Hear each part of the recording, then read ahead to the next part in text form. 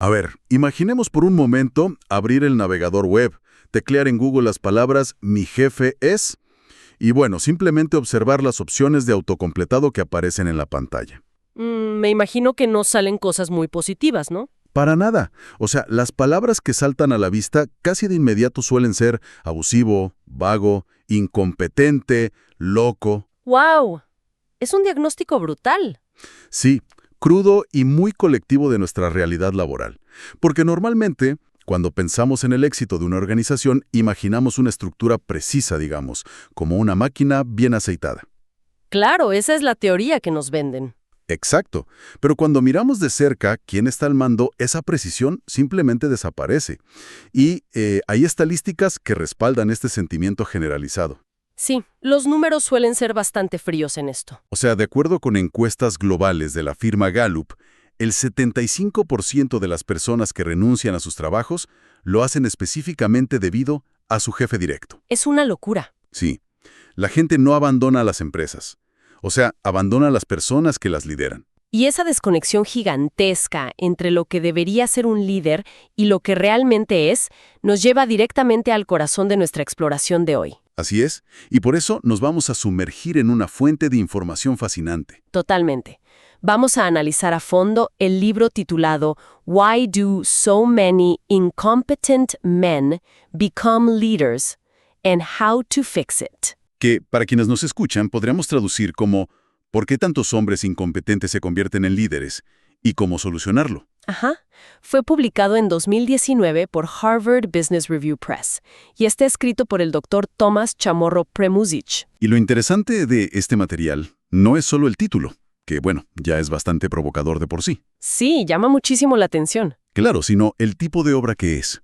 O sea, estamos hablando de no ficción, fundamentada justo en la intersección de los negocios, la psicología organizacional y la ciencia del liderazgo. Exacto. Y el objetivo principal de este documento es, digamos, resolver un misterio dual. A ver, ¿cuál sería ese misterio? Bueno, investigar la conexión causal entre dos cosas. Primero, por qué la gran mayoría de los líderes son ineficaces o directamente malos. Y segundo, por qué la gran mayoría de esos malos líderes son hombres. Ya. Y para quienes nos sintonizan y de pronto piensan, bueno, esto suena a una simple opinión del autor, vale la pena aclarar de dónde salen estas conclusiones. Sí, eso es crucial. El método de investigación detrás de este análisis es lo que le da un peso monumental. Porque no es solo lo que él cree, ¿verdad? Para nada. El Dr. Chamorro Premuzic deja claro que no se basa en anécdotas o en su experiencia dando consultorías. Se trata de la agregación de décadas de investigación cuantitativa. O sea, datos duros. Datos masivos. Hablamos de metaanálisis globales, estudios sobre percepción social, encuestas mundiales de clima laboral y métodos tecnológicos súper innovadores. Como el análisis de datos de la fuerza laboral, que mencionan con rastreo de correos y sensores. Tal cual. Todo esto para demostrar cómo los defectos de carácter, que históricamente se asocian a lo masculino, se terminan disfrazando de cualidades de liderazgo. Y bueno, cómo podemos elevar los estándares de selección. Ok, vamos a analizar esto con cuidado. Ya que establecimos que el sistema produce malos líderes de forma rutinaria y casi sistemática, tenemos que entender por qué seguimos eligiéndolos. Y ahí es donde entra el primer gran hallazgo del libro. Sí, la fuente señala que el error fundamental de la humanidad es confundir la confianza con la competencia. Y son cosas completamente distintas. O sea, imaginemos esto. Elegir a un líder solo porque proyecta seguridad al hablar es como sentarse en la silla del dentista y preferir a un profesional que desborde una confianza ciega en sí mismo. Aunque no tenga idea de cómo usar el taladro. Exacto. O subirse a un avión con un piloto súper carismático pero que nunca ha volado. Sería absurdo. Totalmente. En la medicina o en la aviación lo veríamos como una locura, pero en la oficina lo premiamos constantemente. Y aquí te pregunto, si la confianza es tan engañosa, ¿por qué la sociedad nos hizo tan propensos a este autoengaño? Bueno, a nivel biológico, el cerebro humano es un pésimo juez de la habilidad real. La competencia es el talento genuino para hacer algo, ¿no? La confianza es simplemente cuánto cree alguien que sabe. Ajá, la percepción propia. Y los estudios masivos confirman esto. Por ejemplo, el texto cita la investigación de los profesores Freund y Kasten, y encuentran algo desolador. ¿Qué tan desolador? Hay menos de un 10% de superposición entre lo inteligente que la gente cree ser y lo que realmente es. ¡Wow! ¿Menos de un 10%? Así es. O sea, básicamente la percepción que tenemos de nuestra propia inteligencia o capacidad es casi una fantasía. Es una ilusión.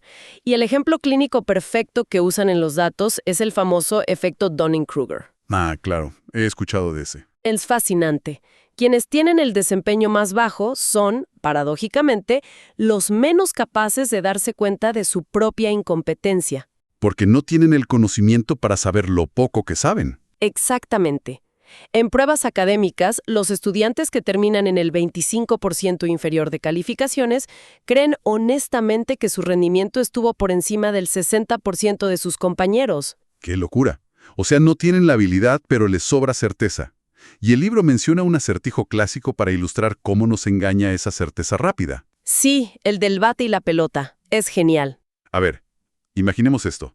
Un bate y una pelota de béisbol cuestan en total $1.10. Ajá. Si el bate cuesta exactamente $1 más que la pelota, ¿cuánto cuesta la pelota? Y claro, nuestra intuición inmediata grita 10 centavos. Es lo primero que se te viene a la mente. y con una seguridad total además. Pero si hacemos una pausa y aplicamos un poco de álgebra básica, la respuesta real es 5 centavos. Claro, porque si la pelota cuesta 5, el bate cuesta $1.05 y ahí tienes el $10 en total. Exacto. Y este acertijo prueba que confiamos demasiado en nuestros instintos iniciales.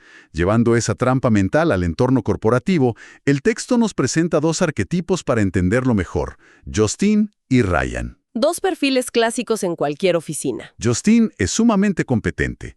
Una contadora belga, creo que dice el texto, pero trabaja en silencio, presenta datos con matices, admite cuando hay margen de error y, sobre todo, no interrumpe. Y luego está Ryan. Claro, Ryan habla fuerte, monopoliza las reuniones, esquiva las preguntas que no sabe responder y jamás, bajo ninguna circunstancia, muestra duda. Y ya sabemos qué pasa cuando llega el momento de las promociones. Sí, a Ryan se le percibe como alguien con madera de líder, material directivo, mientras que a Justine, siendo mucho más capaz, simplemente se le ignora. Y esto destruye por completo el mito del carisma. ¿A qué te refieres? O sea, siempre imaginamos el carisma como un rasgo medible, ¿verdad? Una aura mágica que tienen los grandes líderes. Como un don natural. Pero los datos concluyen que el carisma no es un rasgo real, es una inferencia. Una proyección, digamos. Tal cual. Es una ilusión que los seguidores proyectan sobre una persona ruidosa. Y esto se exacerba un montón en tiempos de crisis. Claro, porque cuando hay pánico en la empresa, la gente busca certezas desesperadamente. Exacto. Y a nivel biológico, el autor explica que el autoengaño de alguien como Ryan protege su autoestima, pero su verdadera ventaja evolutiva es que es un mecanismo excelente para engañar a los demás. Si él se cree su mentira, convence al grupo. Exactamente. Pero aquí es donde se pone realmente interesante.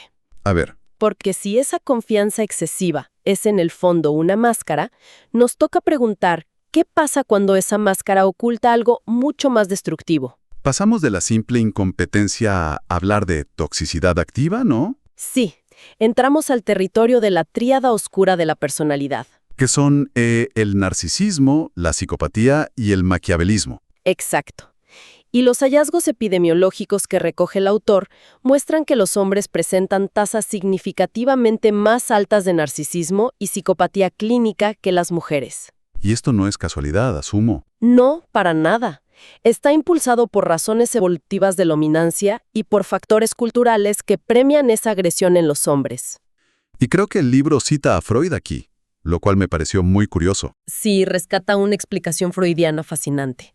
Argumentaba que los seguidores proyectan su propio narcisismo reprimido en la figura del líder.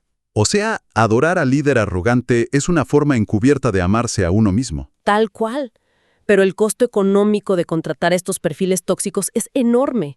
El documento detalla un estudio de Hausman y Minor que analizaron a más de 50,000 empleados. ¿50,000? Son muchísimos datos. Una muestra enorme. Y encontraron que despedir a un solo trabajador tóxico genera un beneficio financiero 4 veces mayor que contratar a un empleado superestrella, o sea, a alguien del top 1% de desempeño. ¡Wow! Es decir, limpiar la casa es mucho más rentable que buscar genios. Por mucho. Y el autor utiliza el caso de Bernie Madoff como el ejemplo perfecto de esta psicopatía corporativa. Claro, el fraude financiero más grande de la historia. Exacto. Madoff usó todo su encanto, una falsa sensación de importancia y una falta total de empatía para estafar a miles. Pero a ver, aquí quiero ser de abogado del diablo un momento. ¿Adelante? Porque al ver figuras supericónicas como Steve Jobs, que de hecho se menciona en el texto, muchos podrían pensar que un poco de narcisismo es como un mal necesario. O sea, ¿acaso la toxicidad no impulsa a veces la innovación real y los grandes avances? Lo fascinante aquí es cómo los datos refutan ese mito. El libro aclara que casos como el de Jobs tuvieron éxito a pesar de su narcisismo, no gracias a él. Claro, la gente confunde la correlación con la causa. Exacto. De hecho, su comportamiento tóxico hizo que lo despidieran de su propia empresa al principio. El daño colateral que causan los líderes tóxicos al destruir la motivación del equipo sobrepasa abrumadoramente sus destrezas individuales. O sea, por cada genio rebelde que triunfa, hay miles de tiranos que solo quiebran empresas. Tal cual. Y esto nos lleva a un punto clave. Si los rasgos que típicamente recompensamos son inherentemente tóxicos y más prevalentes en los hombres, ¿qué sucede cuando evaluamos el estilo de liderazgo que tiende a manifestarse en las mujeres? Y aquí la investigación desmiente varias cosas que damos por sentadas. Totalmente. Para empezar, rompe con la idea de que somos cognitivamente distintos. El documento cita el metaanálisis de Janet Hyde, que abarca a millones de participantes. ¿Y qué encontró exactamente? Que el 78% de los rasgos psicológicos, incluyendo la inteligencia y el coeficiente intelectual, no muestran absolutamente ninguna diferencia entre géneros. O sea, la capacidad mental bruta es idéntica. Idéntica. Sin embargo, cuando medimos inteligencia emocional, autoconciencia y liderazgo transformacional, que es la capacidad de desarrollar a un equipo, los datos favorecen consistentemente a las mujeres. Tienen una ventaja medible en las habilidades que realmente sostienen a un equipo. Sí, y aún así, los datos muestran que a las mujeres les toma un 30% más de tiempo llegar a ser CEO en las empresas del Fortune 1000. Y aquí el texto descanta contundentemente un mito enorme. Ese que dice que las mujeres no ascienden porque carecen de confianza. Ese es uno de los sesgos más repetidos. Sí. Pero estudios como el de Kling, con bases de datos enormes, demuestran que, a partir de los 23 años, la confianza interna entre hombres y mujeres es estadísticamente idéntica. O sea, la seguridad que sienten sobre sus propias habilidades es la misma. Exacto. La diferencia no está en su confianza interna, está en cómo son tratadas por el entorno. ¿Y cómo se juzgan sus errores? Tal cual. El libro explica que las mujeres necesitan estar 110% seguras antes de hablar, porque el sistema juzga cualquier equivocación con una lupa mucho más cruel. Y hay una trampa doble ahí, porque si una mujer muestra demasiada confianza o es asertiva, se le penaliza por romper el estereotipo de género. Le dicen que es difícil o agresiva. Exactamente. Entonces, ¿qué significa todo esto para quienes nos escuchan? Bueno, yo pienso en la industria de la autoayuda corporativa. Constantemente le dicen a las mujeres que finjan hasta lograrlo, ¿no? Fake it till you make it. Les piden que actúen con la bravuconería de los hombres. Claro, que copien el modelo. Pero basados en esta evidencia que estamos revisando, no les estamos pidiendo a las mujeres que copien un modelo de liderazgo patológico que ya sabemos que destruye organizaciones. Estoy 100% convencida de eso. Y el autor concuerda. El objetivo no es bajar los estándares para las mujeres para que sean igual de incompetentes. Sería un error terrible. El objetivo real es subir los estándares de liderazgo para los hombres. Y eso suena maravilloso en teoría. Pero sabiendo que nuestra intuición está sesgada por siglos de evolución, ¿cómo detectan y desarrollan talento real las organizaciones del futuro según esta investigación? Bueno, el primer paso que propone el libro es eliminar las entrevistas no estructuradas. Esas donde te sientas a tomar un café y charlas de la vida con el candidato. Exacto, las que se basan en el feeling o la intuición, porque activan todos nuestros sesgos inconscientes. El documento dice que se deben usar siempre entrevistas estructuradas, con preguntas estandarizadas y puntajes claros. O sea, es como ir al supermercado con mucha hambre y sin una lista de compras. Terminas eligiendo lo que te atrae emocionalmente, en ese momento como el paquete brillante de galletas. Que sería el candidato carismático y charlatán. Exacto. En lugar de comprar lo que realmente necesitas para nutrirte, que sería el candidato competente. Tienes que llevar una lista. Y esa lista, según la investigación, debe medir el capital necesario en un líder. ¿Cuáles son esos capitales? Son 3. El capital intelectual, que es la experiencia y el conocimiento técnico, el capital social, que son las redes de apoyo, y el capital psicológico, que evalúa tanto el lado brillante como el lado oscuro de la personalidad que ya mencionamos. Ya. Y para medir esto, la tecnología está jugando un papel loquísimo. Sí, si conectamos esto con el panorama general de la innovación corporativa, los métodos son de vanguardia. Hablamos de la analítica de la fuerza laboral, o Workforce Analytics. El estudio de Humanize, que detallan en el libro, me dejó sin palabras. Es como de ciencia ficción. Utilizaron credenciales inteligentes, básicamente sensores portátiles que la gente llevaba en el cuello. ¿Y qué hacían esos sensores? Rastraron los movimientos físicos, el tono de voz, las interacciones y el tiempo cara a cara de cientos de empleados en una multinacional. Todo esto durante meses. ¡Wow! ¿Monitoreando toda la red social de la oficina? ¿Y qué demostró de manera tan irrefutable? Demostró que hombres y mujeres tenían patrones de trabajo y networking idénticos. ¿Idénticos? Idénticos. Pasaban el mismo tiempo con sus jefes, interactuaban igual. Y además, sus puntajes de desempeño formal también eran idénticos. Pero me imagino que los resultados de promoción no lo eran. No, solo los hombres estaban siendo promovidos. La tecnología demostró, con datos fríos y duros, la existencia de sesgos que antes se consideraban subjetivos o que se excusaban diciendo que ellas no hacen suficiente networking. Es una bofetada de realidad para las empresas. Y, oye, para los líderes que ya están ahí y tienen problemas, ¿hay forma de mejorarlos? Los datos dicen que el coaching ejecutivo puede mejorar la efectividad en un 25%. Bueno, no es menor. No, es bueno. Pero el texto advierte que el 80% de los presupuestos de capacitación se desperdician si no hay un compromiso real de cambio en la alta dirección. O sea, si el CEO sigue aplaudiendo al bravucón de la oficina, el curso de empatía no sirve de nada. Exactamente. Pero a ver, tenemos los datos, los métodos estructurados, la tecnología.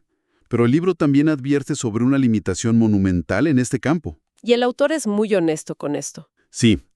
Evaluar el impacto real de un líder es increíblemente difícil, y usa una analogía biológica que me parece brillante, la del pájaro picabuey y el hipopótamo. Es una imagen súper gráfica. Sí, o sea, tradicionalmente se pensaba que era una relación simbiótica perfecta. El pajarito se monta en el hipopótamo y limpia pacíficamente las garrapatas de su piel. El líder resolviendo los problemas del equipo, digamos. Exacto. Pero la ciencia más reciente reveló que, a menudo, el pájaro simplemente espera que la garrapata se llene con la sangre del hipopótamo para comérsela. O sea, es un parásito más. Tal cual. Y esto en el mundo corporativo significa que es muy difícil saber si el líder, el pájaro, está resolviendo los problemas de la empresa o si los está creando y alimentándose de ellos para verse como un salvador. Es una limitación enorme del documento y de los estudios de liderazgo en general.